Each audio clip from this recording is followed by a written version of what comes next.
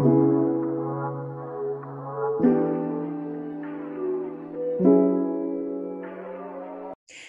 guys, I'm Katie. And I'm Alexis, and this is the Check Your Aesthetic podcast. I really have to burp, but I don't. What? Ew. Look at this rat tail I have going on in my hair. Good. Y'all, if you're watching on YouTube, the whole episode. it's tragic. That is so ugly. Oh my God. I tried. Yeah, I tried to do a ponytail and I just look like a man in this jean jacket with a ponytail. Anyway, it is what it is. Welcome to the Check Your Aesthetic podcast, guys. How's everyone doing? Yeah, hey. Hey. Hey. Welcome. Do you know what I want to talk about in this week's intro? Dating shows. Let's say who the episode is, because we always do this, and then it takes like 10 minutes for us to talk about who it is. You got it, girl. So we had Carolyn White from The Social Sipper on. She is a food, well, more like a drink stylist, and I guess you could say food stylist. Her Instagram is everything. And she has worked with brands like Crate & Barrel, Starbucks, Lulu's, just like so many big names. And I think one of the most interesting and impressive facts about her is that in her first year of business, she hit 6 figures. Yes. So she has very impressive, and she had a lot of really great things to say. And I think our conversation was really insightful. And I'm very excited for you guys to learn from her. But first, let's talk to Katie about. Let me add something. So she is a food or a drink stylist, but she's a photographer. So that's like what she does for clients. Yeah. So, and she like creates cocktail recipes. So yeah, she's more than just doing like the behind the scenes things. She does photography with her husband. I meant to say photography as well. No, I know. Okay, I just like always have to just like your dating shows. Okay. So have you watched Love is Blind? Yes. Okay. See, that's what I just think not the most recent season though. That's really upsetting. I listen to a lot of podcasts, and almost every single person is talking about Love is Blind right now. But I just like something has been going on with me recently where like the only way to calm my anxieties in my brain is watching dating shows. Sorry, Rue's literally licking the carpet. So I was just like checking on that, but like everything's fine. She's just like having a snack. Yep. But like the only way to get through my workday and calm my anxiety is watching dating shows. And I don't know what it is about them. And I want us to try to get to the bottom of this because it's an interesting phenomenon of why like it's so interesting to watch. And I think it's because it's one of the only things that you can watch that is really real. Like The Bachelor's scripted, I think, but some of them just aren't. It's like, I'm not saying the love is real. I'm saying these people are yelling at each other and nobody told them to do it. And it's hilarious. Big asterisks with that, because I think that producers definitely manipulate. Like, it's I not, think it depends like on the show. It's not like a realistic like depiction of what dating is like, or what that situation would be like at all. But, and I definitely know for a fact that they have to redo scenes and stuff, and like they might have had an argument, but their one person's mic was turned off, so they'd have to redo the argument and like redo the argument. So yes and no, but I know what you're talking about. It feels much more real than like especially because I think one of the biggest aspects is like the like Real Housewives, like those women eventually, I think back when Real Housewives was starting out, they weren't really celebrities, so it felt more real. But then they become these like mega, like everyone, they can't go outside without being recognized, whereas these people are like literally Joe Schmo off of the street. And they're like one season on a dating show, and like season on a dating show. I think that's why I don't like The Bachelor anymore, because The Bachelor makes people famous now, whereas like the one I'm watching right now is like, I don't even know what it's called. Are You in Love? Are you the one, or something like that? It's an MTV show. I've never heard of these people and I've never heard of this show. I don't know anything about it. These are just regular people, you know? Well, I think what's also interesting and like definitely is the hit to The Bachelor is that, for example, this season, literally, actually, now that I'm thinking about it, I can't remember the guy's name. Is it Chase? Is it Carter? I don't know. Curtis? Colson? I don't know. Colson? I don't know. I don't care. But yeah, exactly. And so with shows like Love is Blind, Too Hot to Handle, it's a bunch of guys and a bunch of girls.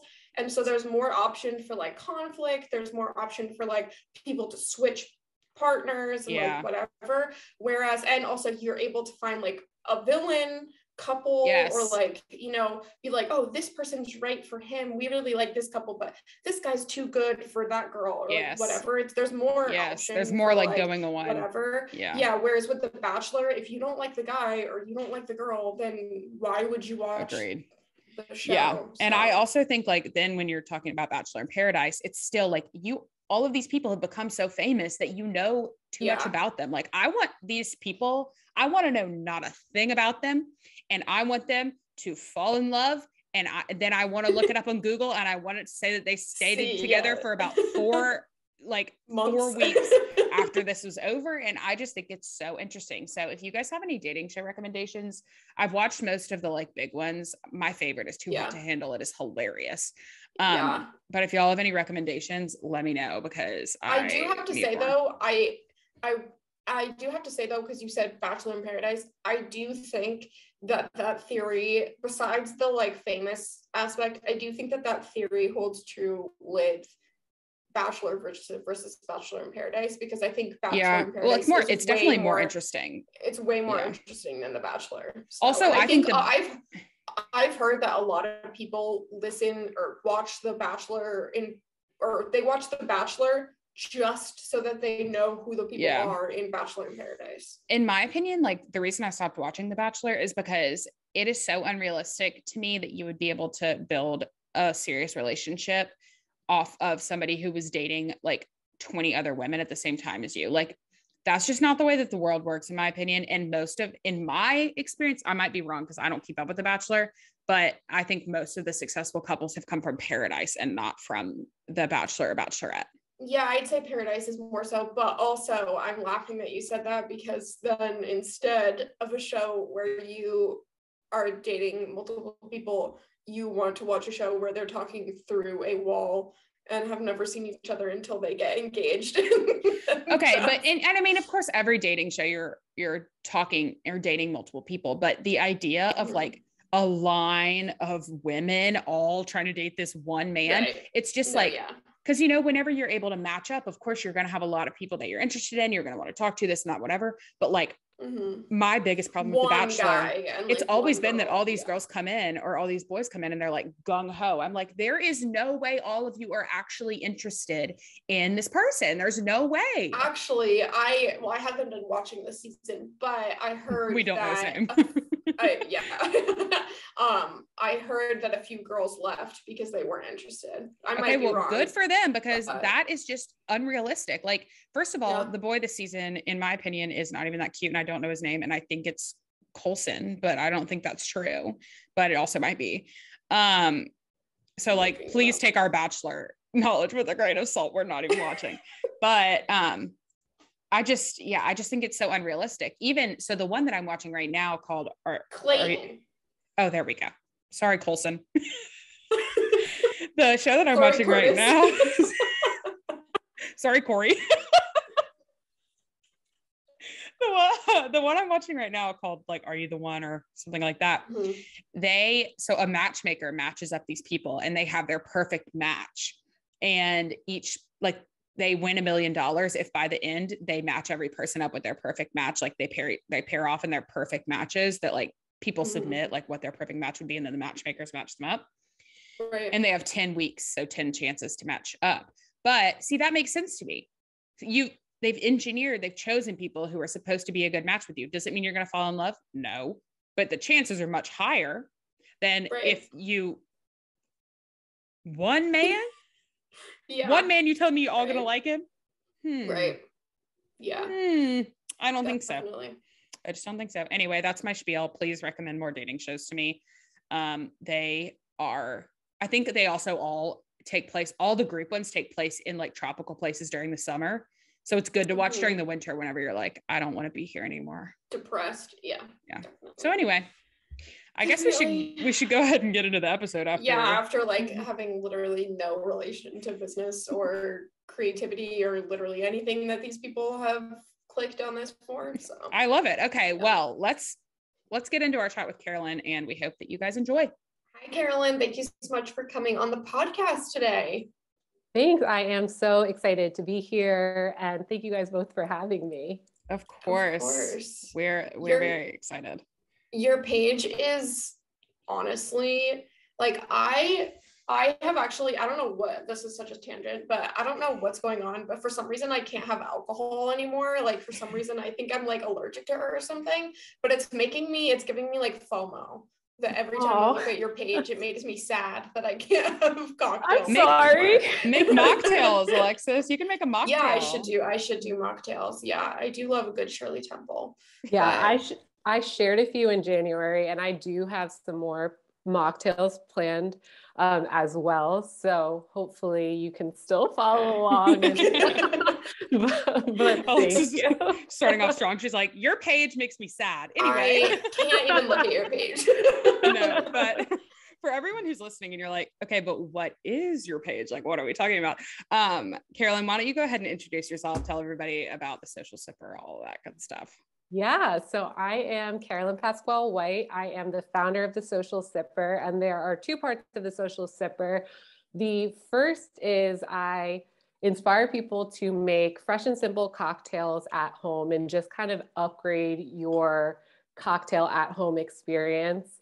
And then the second part is all about food and drink photography and video. So we work with food and drink brands and creators to upgrade their content with both education, mentorship, and then straight up content creation for brands as well. So there's a few different parts, but yeah, lots of cocktails. Hopefully the page makes you thirsty is the definitely the goal. Yes. So how did you get started with that? When did you start like working on the Social Sipper specifically? Yeah, so back in 2018, I was working as a food stylist. So that's kind of my background. So I think everyone kind of knows what a food stylist is, but basically in production, if you're like on a commercial shoot or a photo shoot, it's the team or the team of people who are in charge of making sure that everything connected with your food or drink looks like absolutely perfect. So that was my background, and it's like a contract freelancer kind of thing. So with freelance work, it could be very like a month of work there. You're like, I never slept at home because I was in LA and I live in San Diego. So it's like a long commute. And then a month of nothing. So that was kind of where I was. And at that time on the side, just kind of to fill my time, make ends meet, I was also teaching yoga, and I had started like a foodie Instagram account. And I'd had that for a few years at that time. And it just like, I wasn't seeing traction. And I think 2018, I had my first paid thing on that account. And I remember like $75 going into my account, and I was excited. And then I was like, wait, I spent like $40 on ingredients and props, and like I could get paid more working at McDonald's for all the hours. So that was kind of the shift. I was like, all right, this is a very expensive hobby. This is not like, I hoped that it could turn into something, but at that point I was like, this is a hobby, and it's costing me more time and more money. So that is when I was like, you know what, I want to do something different. And that's when I started the Social Sipper in 2018. And I was like, I'm going to do this differently. And I pretty much did the opposite of what I had done on my foodie Instagram account, and saw really quick traction, just from focusing on the right things. So that kind of, and then everything else kind of evolved. Like I didn't know exactly what it was going to look like when I started, but it's kind of evolved into what it is today. Yeah. So sort of going off of that, did you, I guess, intend to start it as a business, or were you just kind of like, I, want to keep doing this on the side? Was it a side hustle? Kind of what did it look like for you at the beginning? So it was kind of a combination of both. I feel like at that time, because I had already like done the hours of wasting my time on social media and nothing coming from it, I was like, I'm going to take this seriously. And my goal is for something to come from it.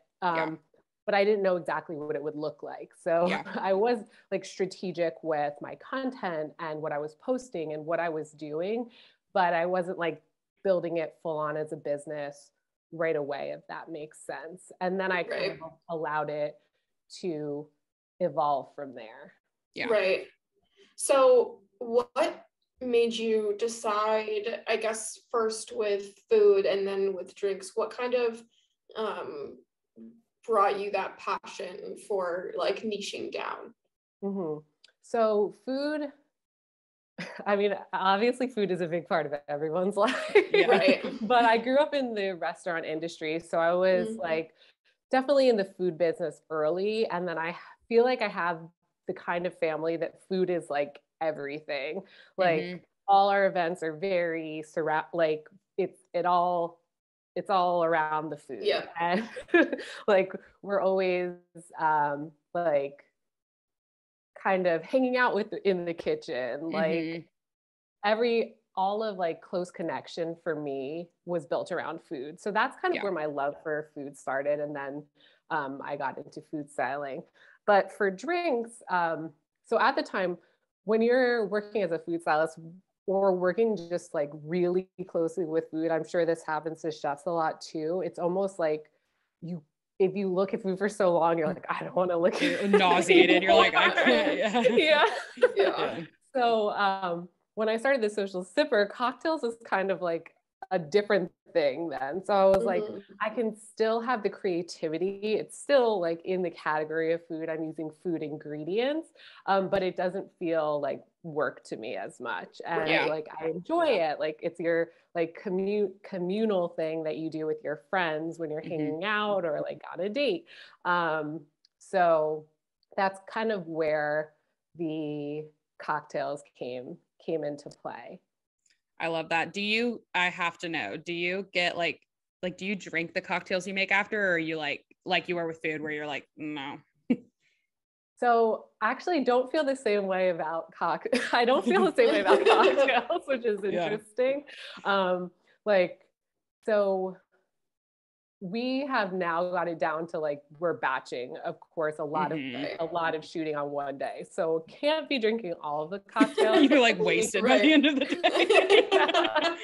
I mean, it could work, but I'd probably be sleeping. So, So what we, and my husband and I work together shooting cocktails at home. So usually we'll try to plan, like, if we really want to drink one, we're like, let's shoot that at the end of the day. So when we're cleaning up, we can try and drink that cocktail.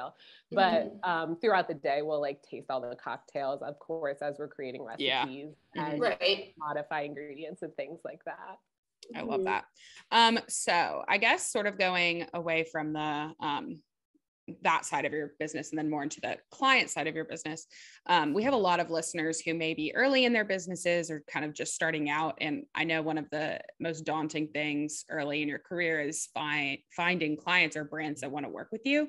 So how did you kind of set your business up in a way that made you attractive to brands? Like you said, like you went into the Social Sipper being like, I'm going to do this differently. Kind of what were those things that you think made the difference for you? Yeah. Sorry, 1 second. I need to like cough and take a sip of water. You're good.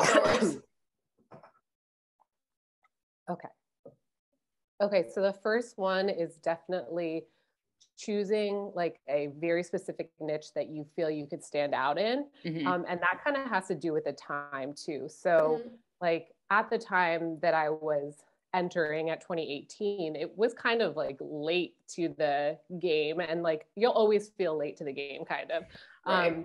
So if I were to do something as general as food, which is the mistake I made before, like it would be very hard to stand out. There was already so many food bloggers and people that are really established and have giant followings, and like trying to compete against that is going to be a lot harder than picking a niche that you can like stand out with in the beginning. So kind of timing wise at that time, like now there's a lot more cocktail accounts, but timing at that time, there weren't as many, and they all kind of looked the same way. So my advice would be like choosing something like that, like looking at what are those things now that are kind of gaining traction.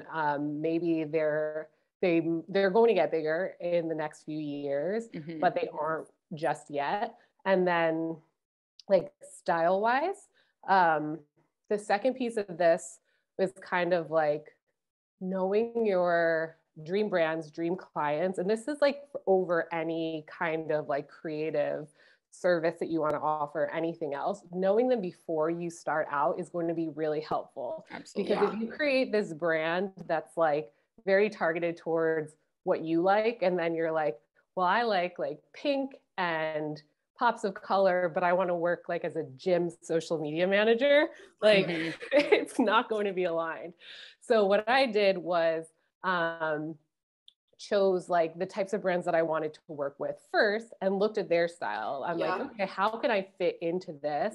And luckily that aligned with, which makes sense because they're brands that I like. So it aligned style wise, but a lot of people make the mistake, I think, of like choosing like, ooh, I'm for photography, for instance, and cocktails, like one of the popular styles is like this very dark and moody style.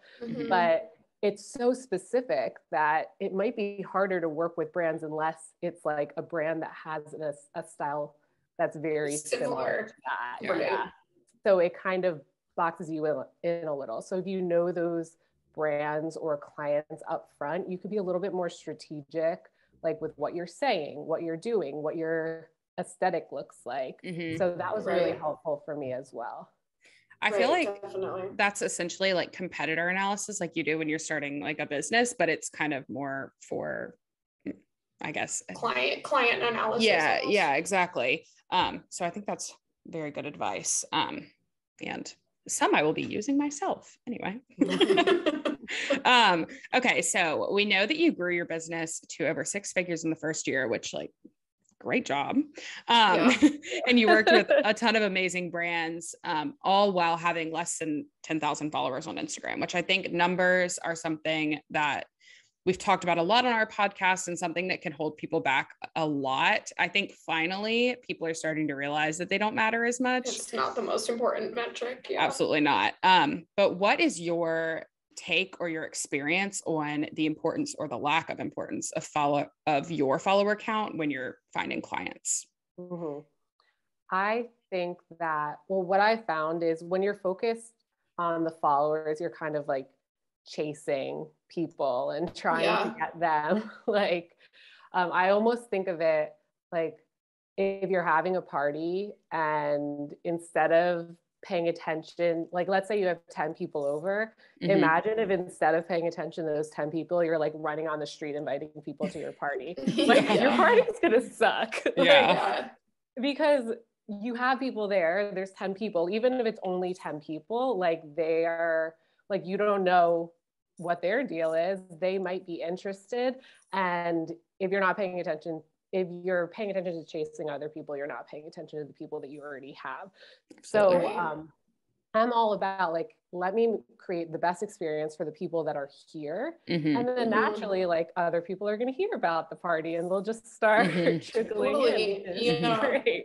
But yeah, I kind of think of it as the same way, like with your followers, it's the same thing, like create a great experience, create valuable content, help those people and create connections with them. And the followers more naturally will kind of just come.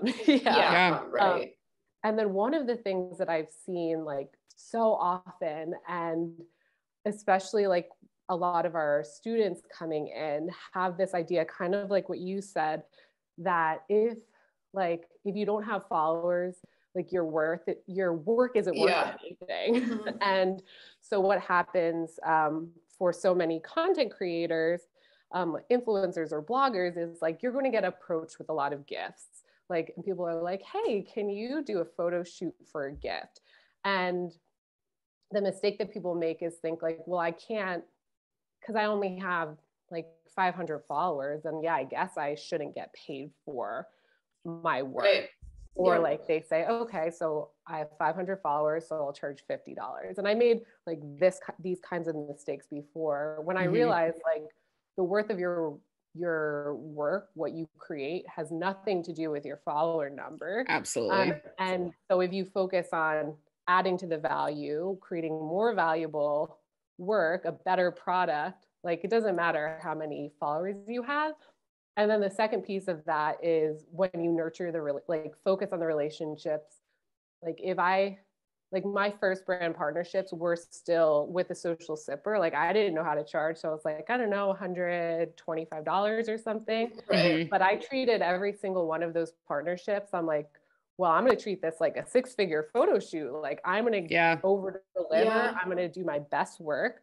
And all of those relationships, and this was the biggest piece of shift, like getting to those 6 figures in the first year, like $125 partnership that I had in that first year turned to a $30,000 client relationship the next year. Yeah. Because you put so much work in. Yeah, put work in, and then they're like, oh, well, we want to work with you again, maybe in a different capacity. Yeah. And all of a sudden, like, nurturing that is much a bigger deal than chasing followers all day long. Yeah. Right. Definitely. I feel like it's a really good lesson there, because I think something that a lot of people worry about is, okay, so I charge this person, let's just say 125 for something that took you 3 hours at the beginning. Nobody is they're probably thinking like, wow, we really got a deal here. Like, it's not like you're going to come back and be like, hey, I'm actually charging more now because I was undercharging. And they're going to be like, oh, never mind. There's a lot of potential for them to still continue to work with you, even as your prices increase. It doesn't mean that those people are automatically no's because you charged them less before. So yeah, that's such a great point. And I haven't thought about it a lot, but I have, like, a lot of the clients that I started with, I have done exactly that, which is like, as I've increased my skill, as we focus on adding additional platforms and creating value for our clients in different ways, like, we have increased the prices, and being able to talk about it and communicate that, like, this is why I'm valuable to work with. Like, this is why we're different than someone else that you're going to work with. It doesn't matter if they have triple the following, like, you're going to get better work when you work with your us. Worth and being able to, like, put that out in your email, even though you might not feel like it. Right. Yeah. Just fake, being scared. Yes, definitely. So some of the brands that we have been referencing that you've worked with are Crate and Barrel, Lulu's, Bubbly, and C&H Sugar, which those are such huge names. How did you get, like, the opportunity to work with those companies? Did they reach out to you? Did you reach out to them? What was that process kind of like? Most of the companies that I've worked with, they reached out to us, and I think it is like that thing that we kind of just talked about, which is like attracting the right types of brands. But I believe that why I'm a valuable partner to brands like that is because I know my audience so well. So, like, I said my niche is cocktails, but it goes like a lot more specific than that for me. So in my mind, like, there's a lot of levels of, like, cocktail people. I've never been a professional bartender. Like, I'm not mixologist-y. I don't know all the crazy liqueurs.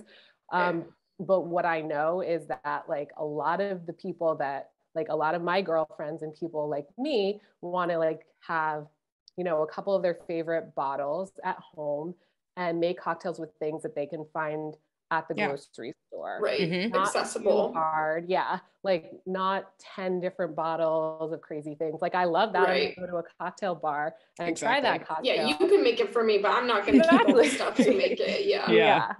So getting so clear on that. And then because like all my content is for that person, like I don't go and create the 10 bottle cocktail because I'm like, my girl doesn't do that. She's not doing that. Yeah. Does not have time for that. Yeah, exactly. So then when brands like feel aligned with that, they're like, oh, we know that's a type of person that we have as a customer. Like when Crate and Barrel is like, we want someone to create cocktails for us and we want them to be aligned with, like they care about presentation, but it's not like crazy obscure ingredients. It's very aligned. So kind of creating, I feel like in doing this, and again, if this like it didn't just all happen right away, kind of like slowly evolved. But like just being aligned in that way, I feel like made me stand out to brands, like larger brands like that. Yeah. And I feel like when you're doing that, obviously, like you said, there's some brands that you're not going to be their vibe. There's some brands that are those obscure cocktail, syrups and whatever. And like, they're not going to be reaching out to you, but you align yourself with these people who, like you said, you understand, but it also seems like that's you as well. So the brands are working with somebody who understands them, who understands their target. And it kind of like takes out some of the work for them because they don't have to sit there and be like, what kind of cocktail does a mom who's buying furniture for her house from Crate and Barrel want to drink? That's on you and they don't have to worry about it. So I think it's like your unique value proposition. Wow. Yeah, it's like I went to school for marketing. I think it also like goes back to just like service providers in general, like photographers, web designers, graphic designers, that I think you are a very good example of how important and beneficial it is to niche down. And I think a lot of like service providers that start out are concerned that niching down closes themselves off to a bunch of different markets. But I think in reality, it's basically allowing your ideal consumer or client to come to you rather than you having to go out and reach out for everyone, because you can't be a graphic designer and appeal to literally every brand. So having that style, and like you said, I really like how you had that plan of going through to each client and that you would like to ideally work with and kind of going from there. I really like that idea. And I think something that when I was doing graphic design stuff, that's almost the idea of when you're creating your portfolio and you haven't done any work yet, you think of the client that you want, and you even can make up a fake client, but you know exactly the type of client you work with. So then why are you going later and trying to appeal to everyone? So yeah, I think that's really great advice. Yeah, I think that's such a great point too. And just being clear on that up front. And then one thing about it too is like what seems to happen is even if you start really specific, sometimes like what happened for us is we're like, okay, we attracted brands that were like liquor brands, of course. But then after working with us and us over delivering, they're like, oh, well, we also have like 5 food brands that we'd love for you to shoot for as well. So, and I imagine for any service provider, like that can happen as well, that it's like easier to expand a little bit once you kind of attracted people and are working with them. And like, it doesn't really have to box you in. Like you can potentially grow later. Cause I agree that it is like, I feel like that's a block for a lot of people. They're like, no, I can't get really specific. It's going to make clients not want to work with me. But I also, I think like for a graphic designer that has a specific style, I'm not a graphic designer, but if I were going to pick a graphic designer for myself, because I don't know enough about it to be able to like check out a very diverse portfolio, I'd want to pick the one that has like the exact style that I like and be like, I already want to work with you because this is a style that I want and that's what you do. Yeah. Right. And I'm also not going to have to, then that way the client doesn't have to like explicitly explain everything they want and the style that they want, because you already know, looking at their page, I can trust you that you're going to provide me with what I want. Exactly. So.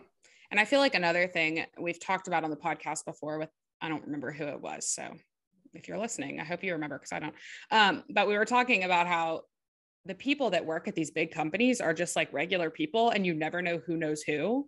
So somebody who works for Crate and Barrel might be best friends with somebody who works for Bubbly. And then, you know, you just never know like who knows who, and how like people are going to discover you through that. And that's, I feel like, another reason that it's so important to give everybody the best ever experience, because it can lead to connections within that or connections outside of that company. But obviously working with such large brands can be intimidating. I'm sure the first time one reached out to you, you were like, what? So what systems did you / do you now have in place to make sure that the process goes smoothly when working with like such big companies? So there are, now I have like a lot of systems in place. I'm like I'm a to-do list, calendar, spreadsheet type of person, which I know a lot of, like, I feel like there's creatives that are totally that too, or like not at all. Yeah. But, so, well, first is team. I'm not doing it all alone. So as I've needed help, like, or as I felt like I've gotten overwhelmed, I've added people like in small capacities to help me with different things. Also, I work with my husband all the time. So team is one thing that helps so I can focus on the parts of working with the brand that I want to. And then I use a project management software is like everything is on I use ClickUp, but I have everything on there.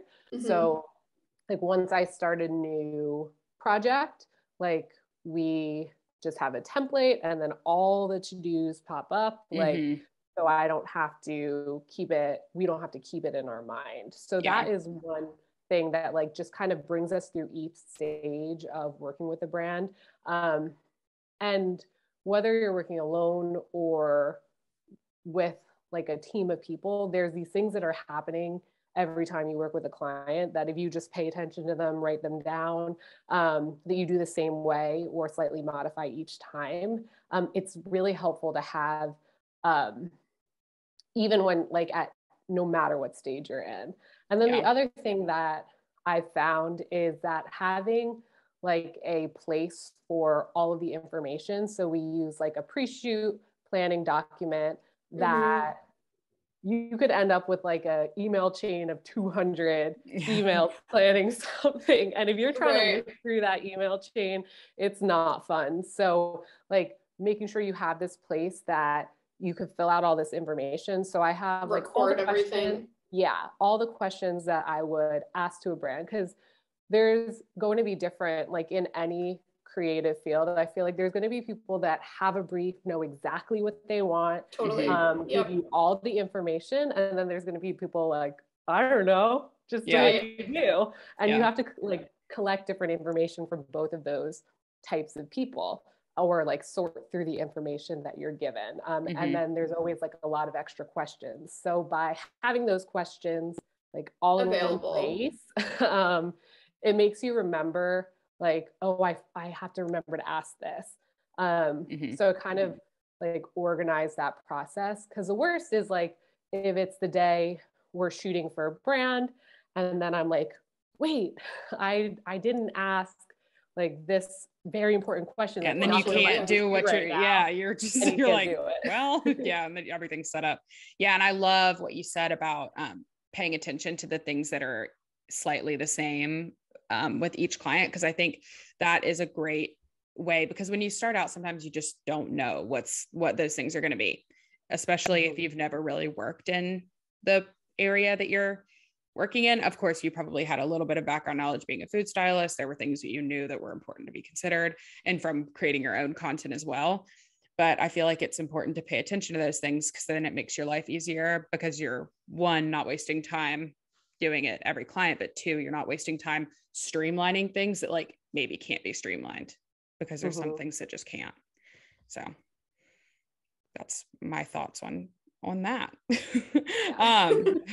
But yeah, I'm probably the least organized person ever, but I'm actually like, I'm very timely, but I'm very unorganized. Like everything will always get done. She has her shit together, but it's a little bit Yeah, disorganized. everything will always get done, but like I tried to become a Google Calendar girl, and I made like all the different tags and all the different things, and I have not added one thing to my Google Calendar. I don't know. Then on the other hand, I have my plan. I would move it, but I have all of my highlighters here. But I am very much a planner girl, and if I'm not organized, I am not functioning. So I mean, like I definitely forget things, but I just like don't. My thing is, it's all going to be the same if I write it down or if I don't. So I should probably get better about that. But okay, so to kind of wrap up all of the advice, what is, I guess, if you could only give one piece of advice, if everybody's been tuning this entire podcast out and they're like, oh, maybe I should listen now, what is one piece of advice you would give to a service provider in general who's kind of just starting out and working to kind of legitimize their business and start to reach those clients? Okay, so I have a lot, but I think the number one for me is, especially when you're starting out, recognize like your special sauce, like the thing that makes you unique. And the funny part is usually it's like the hardest thing to recognize in yourself, because like it's usually easy or natural to you, or something that you just never think about. Yeah. But like, just for an example, it could be like, if you speak Spanish, like you could lean and you can lean into like, and you're a social media manager, you could like lean into that. And like, if you're bilingual, then you can work with companies that are bilingual. So you can kind of make your content targeted towards that. Or, and I still try to do this. There's like things that I think about that I didn't even think about before. Like recently I was like, so we live in San Diego, which is sunny all year round. So it's February now, and we're shooting on the beach on Thursday. Yeah.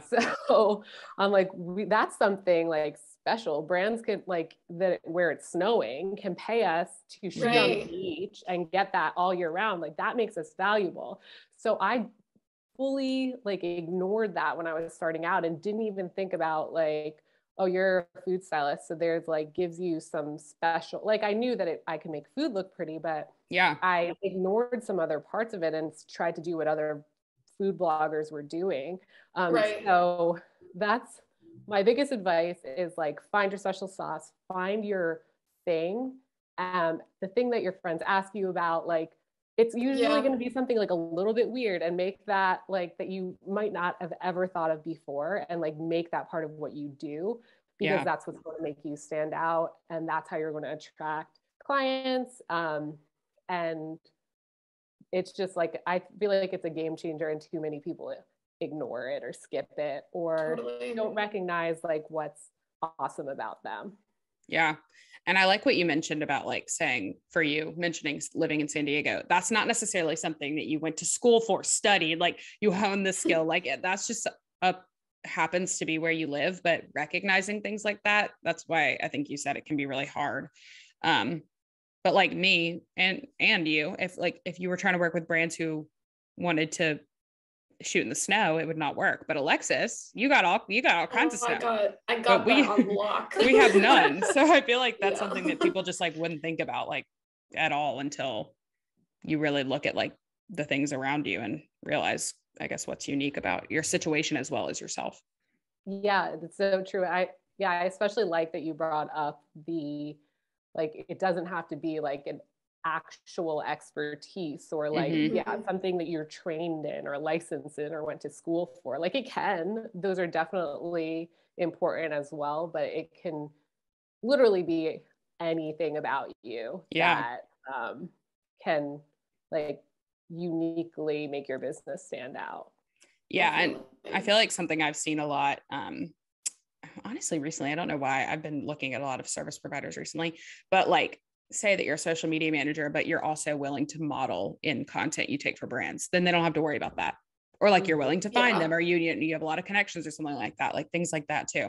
I was thinking the reason I said that is I was thinking like, what if you have just really nice hands? You can put your hands hand model. you can put your hands in all of your content for them so they don't have to hire a hand model. Anyway, I don't know, really. I was thinking cocktails and I was like, yeah, that's it. Your niche can be that your hands are cute. You know, yeah. I mean, yeah, it's kind of what brands are looking for at times if they need a hand in there. Honestly. Okay, well, that is all of our business related questions. It is now time for random questions, which are of course very fun. So the first one is, what is your favorite cocktail? And Carolyn, you can start off. I'm sure you have about 1,000 options in your brain. Yeah, I'm just gonna go with like my go-to to order at the moment, which is a Paloma. Like I'm a tequila person, and I just feel like that's a good, safe, no matter where you go. Like, yeah, Paloma is probably gonna be pretty good. That's a good one. Alexis, you wanna go? Mine, I'm gonna say, because this is applicable for mocktail or cocktail, I like a Dirty Shirley, just a Shirley Temple with vodka in it. Vodka is definitely, I know vodka is not for everyone, but I'm definitely a vodka girl. So I feel like vodka is more widely drank than like other ones. Really, whenever I say that, everyone's like, ew, vodka. So I feel like vodka's in most things. Like, I mean, maybe not, but I don't know. I mean, I think vodka's gross, but I personally, like, when I hear vodka, it reminds me of like whenever you went to the gas station in college and got like crappy vodka and just like poured it in like the lemonade from the, the store at school, and like it tasted heinous. When I thought I was a mixologist mixing strawberry Minute Maid lemonade with gas station vodka. But anyway, I also do like Bailey's in Christmas time. You got weird taste, girl. That's like a Vermont thing though. Yeah, but I feel like that's such a funny thing to say is your favorite. You're just so silly. You're so silly. Anyway, I have various favorites, but what I'll always order if it's available is margarita. Just like in general, love margarita. I love a spicy margarita. I think that they are just so good. And I also like tequila. But during the summer, I do love an Aperol spritz or anything of that sort of nature. I love like a citrusy thing, but I don't like anything too sweet. So that's what I like about an Aperol spritz. And it's pretty easy. I mean, obviously Aperol is like, you have to have that to make it, but it's pretty easy to make once you do. So that would be mine. Okay. I love an Aperol spritz. They're so good. And they're just like easy. Like I got Aperol not a couple years ago. I'm literally 23. But I got Aperol, I think, for a trip last year. And once you have it, all you got to do is pour like Prosecco in it. It's very funny that you say that, because I think literally today I sent you a TikTok that you did like shitting on what cocktail you get, and one said Aperol spritz, and it said like who you are based on what cocktail. It was accurate, and it was so accurate. It was. Been to Italy once and won't shut up about it. Tick. Wears all neutrals and has like neutral decorations. Tick. And has an aesthetic Instagram feed. Tick. So there you go. I feel like, I mean, it's obviously a pretty drink, but I actually think it tastes good. And of course there's I'm not saying it. Now the best cocktail I've ever had was one that I had in Nashville last weekend at White Limousine. They have really good cocktails, and I don't know what it was, and I don't remember what it was, so I can't tell y'all any details, but it was the best cocktail I've ever had. I think it had gin in it. I feel like good cocktails often have gin in them. I don't know what it is about it. I guess it's just like neutrally tasting. One of the best cocktails I've ever had was downtown in Burlington, where I live, and that was when I first realized that I think I'm allergic to alcohol, because my whole face swelled up. And so really sad moment for me. But oh my God. I love it. Okay. We just derailed the cocktail conversation. Okay. next and last question is, what do you usually wear on an airplane? Carolyn, we kind of stalked you, and obviously you travel a lot for various things, but what's your airplane uniform? It's funny because I feel like people do have a uniform. Yeah. Like totally. We definitely have an airplane uniform, and I do definitely have an airplane uniform. So I always usually wear like a jumpsuit that's kind of like a cotton type of material on an airplane, because it's like kind of like the same thing as wearing yoga pants, but it looks like a little bit better. So I have this like jumpsuit from Amazon. It was probably like $20 or something. It's black and like a t-shirt material, but I always get complimented on it when I travel in it. Yeah. It's like the perfect airplane outfit. And then you just throw a jean jacket and you like kind of look cute, like more put together sort of, for traveling. But yeah, that's my look. I've seen TikToks recently and in the past about like people a long time, not necessarily our parents' generation, but people used to dress up to fly. But then my mom still like, she will wear like makeup to fly. And I'm like, I would have 400 zits and be in a horrible mood if I wore makeup to fly personally. But I just think it's interesting how that's like changed, because people don't necessarily dress up. I think people give the semblance of dressing up. Like you said, like you just try, you know, look like put together, you don't. Yeah. But like comfort is key. Alexis, do you want to go? I feel like you should go. Yeah, this is very dependent on the weather for me. I am going to Missouri in a month, and then I also am planning my honeymoon, which will be in a year, to Switzerland and Italy. So I have both of those flight outfits on my mind. But next month, I think I'm going to wear, because it'll be cold when we get there. So I think I'm going to wear sneakers and leggings. And then probably, I think I'll wear a long sleeve top, but then have like a sweatshirt that I can tie around my waist, because that can be like a blanket for me basically in the plane, but then also I can wear it when we touch down, because I really don't want to wear a jacket. I was thinking about this morning. Like my jacket is huge, and I just don't want to have to like bring this like puffer jacket that's like this big on a plane. But yeah, that's pretty much it. Katie? I like to wear definitely a jacket, like mostly because I overpack for everything. So then you're saving room in your suitcase if you wear your jacket instead of having to, pack it. But I think the most important thing, I don't necessarily have like a quote, like an exact uniform, quote unquote, but layering just of any sort, because it's cold in the airport and then it's hot in the airport because you're walking around, and then it's really cold on the plane and then maybe it's hot. And then maybe you get off the plane. You touch ground and then it becomes hot whenever. And like maybe it's snowing where you came from, and then it's like you're going to Florida. So you really just have to like try your best with that one. But that's why I think layering is the best. So after all of that, everyone's like, okay. Everyone's like, I really. All of y'all had the same answer for real. Anyway, Carolyn, do you want to go ahead and tell everybody where they can find you on social media or your website and all that good stuff? Yeah. So I am the social sipper on everything. So you can, everything that I have. I don't have TikTok really yet, but we're working on getting that started soon. Exciting. So maybe by the time it's released, we'll see. I'll probably suck at it, but so the social sipper everywhere.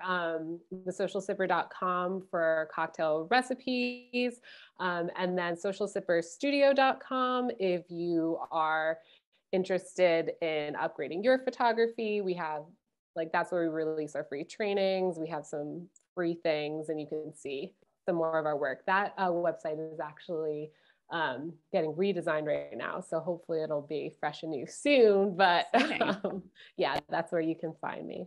Amazing. Well, thank you. Alexis, did you have something to say? I just said awesome, but also thank you so much for coming on. Oh, yes. Podcast. Thank you so much. We appreciate it. The Zoom cut out, and so it sounded like you said some.